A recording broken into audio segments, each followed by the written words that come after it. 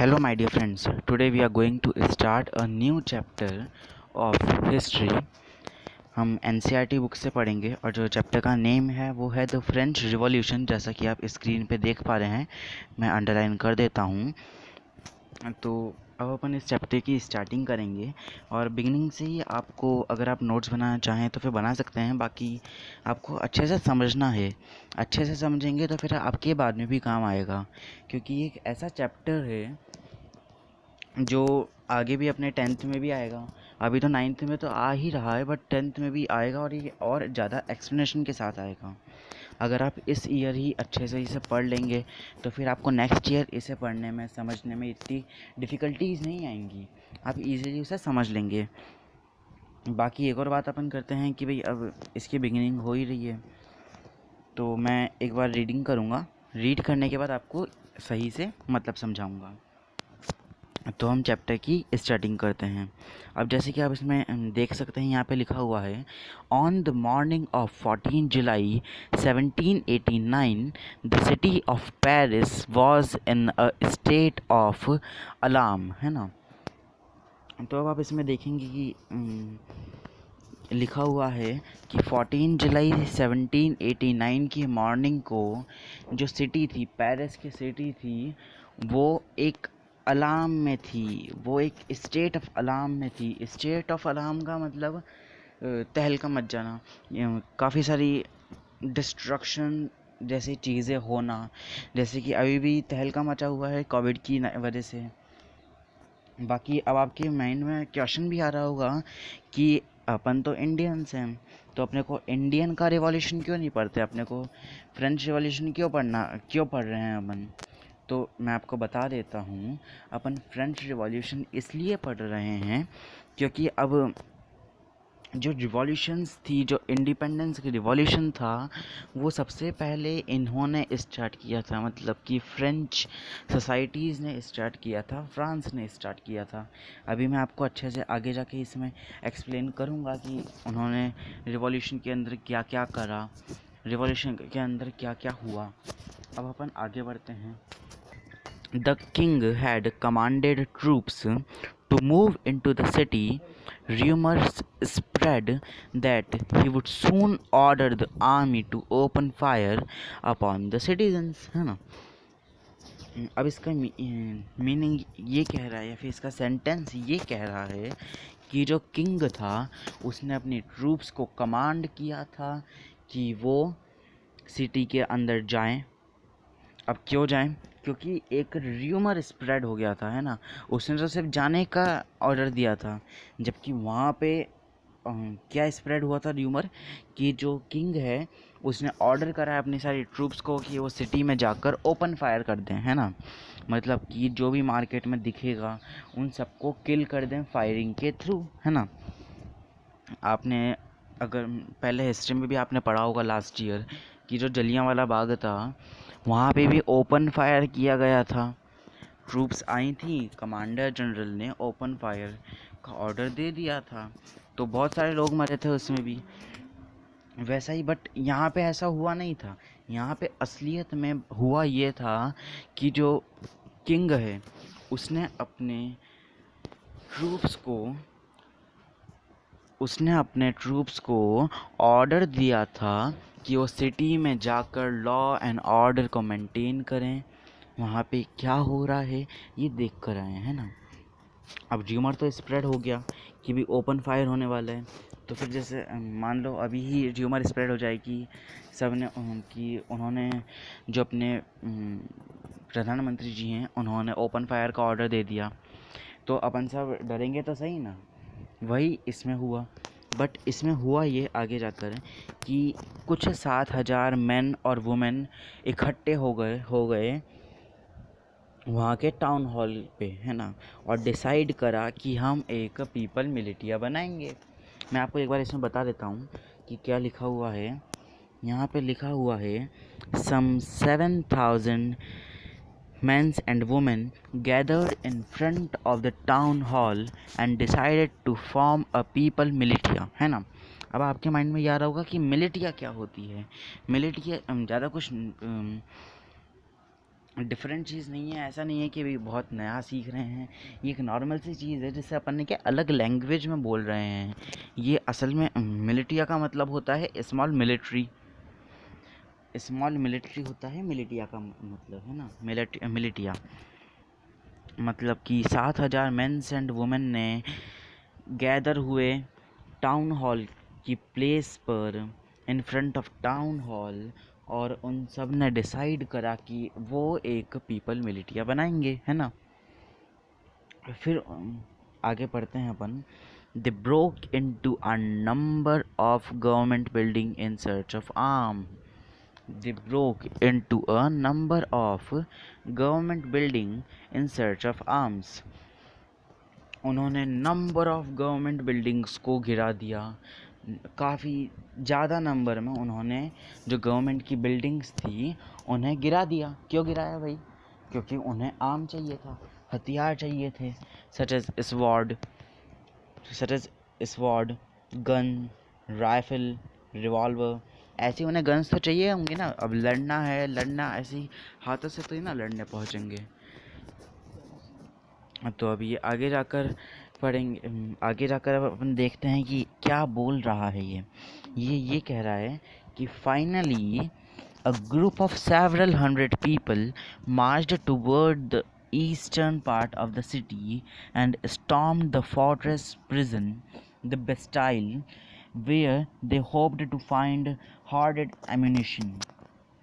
Finally हुआ ये कि कुछ 100 लोगों का एक ग्रुप था जो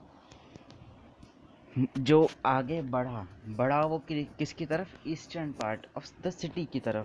सिटी का जो ईस्टर्न पार्ट था, ईस्टर्न भाग था, उसकी तरफ ये बढ़ा।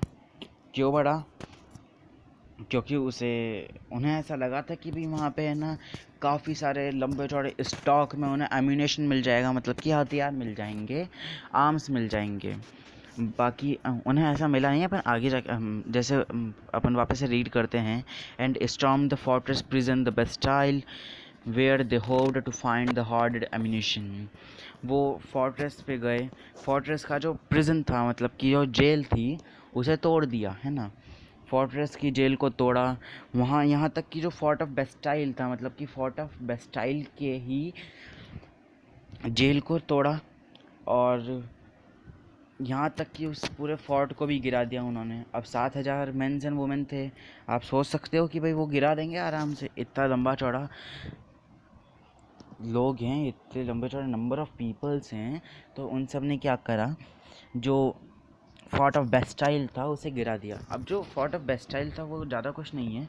फोर्ट ऑफ बेस्टाइल सिर्फ एक जो किंग का एक काफ़ी अच्छा फोर्ट है, क्योंकि अब वो वैसे भी है ना, मतलब कि उन्हें तो गवर्नमेंट का नुकसान करना था, तो फिर उन्होंने वैसे ही बहुत सी गवर्नमेंट बिल्डिंग्स को तो डिस्ट्रॉय करा ही था। इसी वजह से वो फोर्ट ऑफ बेस्टाइल को भी डिस्ट्रॉय करने के लिए पहुंच गए। उन्हें लगा था कि वहाँ पर काफ़ी सारे स्टॉक में एम्यूनेशन मिल जाएगा, बट वहाँ पे एम्यूनेशन तो मिला ही नहीं बिल्कुल भी। अपन आगे रीड करते हैं। In the armed fight that followed, the commander of the Bastille was killed and the prisoner released. Through there were only 7 of them, है ना। अब ये कह रहा है कि जो लड़ाई हुई वहाँ पे, अब वहाँ पे कमांडर तो होगा ही जब फोर्ट है तो जब वहाँ पे लड़ाई हुई तो फिर उसके अंदर वहाँ का जो कमांड इन जनरल था वो मर गया, उसकी डेथ हो गई, है ना। उसकी डेथ हो गई। आर्म्ड, यहाँ पे लिखा हुआ है, आप सही से पढ़िए। In the armed fight that followed the command of the Bastille was killed. जो बेस्टाइल का जो कमांडर था वो मर गया। वहाँ के जो प्रिजनर्स थे, कैदी थे, अपन नॉर्मल लैंग्वेज में कह सकते हैं कि वहाँ के जो कैदी थे उन्हें रिलीज़ कर दिया गया, उन्हें छोड़ दिया गया कि भाई आज़ाद छोड़ दे, है ना। अब ये नहीं समझिएगा कि भाई वो जो 7,000 लोग गए थे उन्हीं के कोई रिलेटिव वगैरह थे, ऐसा कुछ नहीं है। वो जानते तक नहीं थे, बट उन्होंने छोड़ा क्योंकि उन्हें नुकसान कराना था, है ना। आगे देखेंगे तो वो ज़्यादा कैदी भी नहीं थे। ऐसा नहीं है कि भाई 100-150 कैदी थे जो छूट कर उन्हीं के साथ मिल गए। वो वहाँ पे सिर्फ 7 प्रिजनर्स थे जिन्हें उन्होंने रिलीज़ कर दिया वहाँ से। अब अपन देखते हैं आगे, यहाँ पर लिखा हुआ है Yet the Bastille was hated by all because it stood for the despotic power of the king. हाँ, तो अब हम वापस से मतलब कि आगे बढ़ते हैं। तो ये क्या कह रहा है? Yet the Bastille was hated by all because it stood for the despotic power of the king. जो फोर्ट ऑफ बेस्टाइल था वो उसको सबने तोड़ा, सबने अपना गुस्सा उतारा एक तरह से उसके ऊपर, क्योंकि वो एक मतलब कि चल क्या रहा था आगे अपन देखते हैं, क्योंकि वो एक डेस्पोटिक पावर था किंग की। मतलब कि एक तरह से जो अपन डेस्पोटिक का मतलब एक बार बताता हूँ मैं आपको। डेस्पोटिक का मतलब मीनिंग ये होता है जैसे कि किसी का डोमिनियंस होना। जैसे कि जब इंडिया ब्रिटेन के अंडर में हुआ करता था तब इंडिया का डोमिनियन कौन था? तब इंडिया का डोमिनियन था ब्रिटेन। मतलब कि जो ब्रिटेन के इन्फ्लुएंस में था इंडिया के ऊपर किसका इन्फ्लुएंस था? इंडिया के ऊपर इन्फ्लुएंस था ब्रिटेन का। अब अपन आगे बढ़ते हैं, रीड करते हैं आगे का। The fortress was demolished and its stones fragments was sold in the market to all those who wished to keep a subversion of its destruction. ये कह रहा है कि जो उन्होंने बेस्टाइल को तोड़ दिया तो उसके पत्थर तो तोड़ेंगे, निकलेंगे सही बाहर। जब अपन किसी मकान को तोड़ देते हैं तो फिर उसके पत्थर निकलते हैं बड़े बड़े बाहर। तो अब उन्होंने क्या करा, जो उसका फोर्ट ऑफ बेस्टाइल था उसे डिमोलिश कर दिया, और डिमोलिश करने के बाद उसके जो स्टोन फ्रेगमेंट्स थे, स्टोन्स के जो पीसेस थे, उसे मार्केट में लाकर सेल कर दिया। जैसे बहुत से लोग होते हैं जो रखना पसंद करते हैं कि भाई डिस्ट्रक्शन हुआ है तो हम रखेंगे कि भाई ताकि हमारे को याद रहे कि हमने उसे डिस्ट्रॉय किया था। तो फिर इसीलिए वो लोग क्या ख़रीद लेते हैं उन स्टोन्स को, उस बेस्टाइल के स्टोन्स को, है ना। अब अपन आगे रीड करेंगे कि नेक्स्ट पैरा पे आते हैं अपन। The day that followed saw more rightening both in the Paris and the countryside. अब जो आगे आते हुए दिन थे उसमें जो वहाँ का स्टेट था, वहाँ का किंग था, उसने ये नोटिस करा कि काफ़ी सारे रियॉट्स हो रहे हैं। मीनिंग अब देखिए, आप ये वर्ड देखिएगा, राइटिंग, है ना। राइटिंग, रियॉट्स का मतलब ये होता है कि दंगे होना। अपन कहते हैं ना कि अभी इस कम्युनिटी ने या फिर इस ग्रुप ऑफ पीपल्स ने रियॉट कर रखे हैं, दंगे कर रखे हैं, सब जगह दंगे हो रहे हैं। वही यहाँ पे वही कह रहा है कि जो कंट्री साइड्स हुआ करती थी या फिर जो सिटी थी पेरिस की, उन दोनों जगहों पर रियॉट्स होना स्टार्ट हो गए। जो पीपल अब नाराज़ तो होंगे ही सही, उन नाराज़ लोगों ने दंगे करना शुरू कर दिया उस जगह पे कि भाई हम तो यहाँ पे दंगे करेंगे। आगे अपन देखते हैं, मोस्ट पीपल वो protesting against the high prices of bread. अब ये कह रहा है कि बहुत सारे लोग प्रोटेस्ट कर रहे थे, बहुत सारे लोग प्रोटेस्ट कर रहे थे बढ़ती हुई प्राइस पे, बढ़ती हुई कीमत पे ब्रेड की। ब्रेड मतलब अपना जो रेगुलर अपन ईट करते हैं, रेगुलर जैसे चपातीज़ वगैरह लेते हैं या फिर अपना रेगुलर वेजिटेबल्स वगैरह जो अपन कंज्यूम करते हैं, उन सब की बढ़ती हुई रेट पर,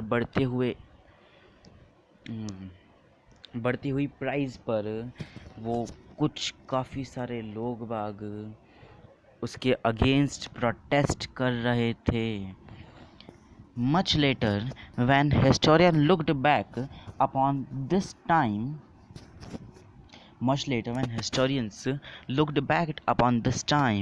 they saw it as the beginning of the chain of events that ultimately led to the execution of the king in France. काफ़ी समय के बाद जब हिस्टोरियंस ने पीछे देखा कि पीछे क्या हुआ था, पहले हुआ क्या था असल में, है ना, तो फिर जब हिस्टोरियंस ने ऐसा देखा तो फिर उन्होंने ये नोटिस करा कि इवेंट्स की एक चेन बन चुकी है कंटिन्यूसली। अल्टीमेटली जो इवेंट्स हैं वो होए जा रहे हैं, एक के बाद एक इवेंट्स हो रहे हैं, अलग अलग इवेंट्स हो रहे हैं। जैसे अभी भी आपने देखा होगा, अगर आपने नोटिस करा हो तो काफ़ी सारे अपने भी यहाँ पे काफ़ी सारे इवेंट्स हुए हैं। पहले तो कोविड आ गया, कोविड के बाद अभी आपने देखा होगा सुनामी भी आई थी, अभी बंगाल और साउथ की साइड में फ्लड आ रहा है। तो एक तरह से चेन में इवेंट एक चेन में है, एक एक के बाद एक आए जा रहे हैं। उन्होंने भी यही नोटिस करा कि एक के बाद अल्टीमेटली क्या है, जो इवेंट्स हैं वो एज अ चेन आ रहे हैं, लागू हो रहे हैं उसके अंदर। ये क्या कह रहा है, एग्जीक्यूशन कह रहा है, led to the execution of the king in the France, led to the execution of the king in the France. Execution मतलब लागू करना, किसी चीज़ को लागू करना। इतने सारे जो इवेंट्स हो रहे हैं उन्हें वहाँ पे क्या है, किंग जो है फ्रांस का वो लागू कर रहा है ना, अलग अलग इवेंट्स को लागू कर रहा है, वहाँ पे लगा रहा है। आगे पढ़ते हैं अपन क्या लिखा हुआ है ना। Through most people at the time did not anticipate this outcome. उस समय बहुत से लोगों ने एंटिसिपेट करा, उन्होंने एंटिसिपेट नहीं करा, मतलब कि उसके साथ नहीं गए, वो उसके अगेंस्ट गए। जो चीज़ें हो रही थी, आउटकम्स थे, वो बहुत सारे पीपल आउटकम्स के अगेंस्ट गए, वो उन्होंने उसका साथ नहीं दिया, उसके अगेंस्ट चले गए वो, है ना। अब अपन पढ़ेंगे कैसे हुआ और क्या हुआ, है ना, होएगा क्या आगे और कैसे होएगा, है ना। ये तो अपन आगे का देखते हैं। अब जैसे आपको यहाँ पे एक पिक्चर दिख रही है, एक फिगर दिख रही है, ये फिगर क्या डिनोट कर रही है, ये फिगर डिनोट कर रही है स्टॉर्मिंग ऑफ द बेस्टाइल। यहाँ पे आप पढ़ सकते हैं, यहाँ पे क्या लिखा हुआ है, storming of the Bastille. Soon after the demolition of the Bastille, artists made print commemorating the event। ये जब डिमोलिशन हुआ था बेस्टाइल का डिमोलिशन के बाद में जो आर्टिस्ट थे उन्होंने एक प्रिंट बनाया कि भाई कैसा हुआ वहाँ पर और क्या क्या हुआ, कितने लोग, जैसे आप यहाँ पे देख सकते हैं, ये जो लोग इकट्ठे हो रहे हैं, बाकी उसे क्या डिमोलिश कर रहे हैं, वो तोड़ रहे हैं, गिर रहा है। अब अपना जो नेक्स्ट टॉपिक है French society during late 18th century.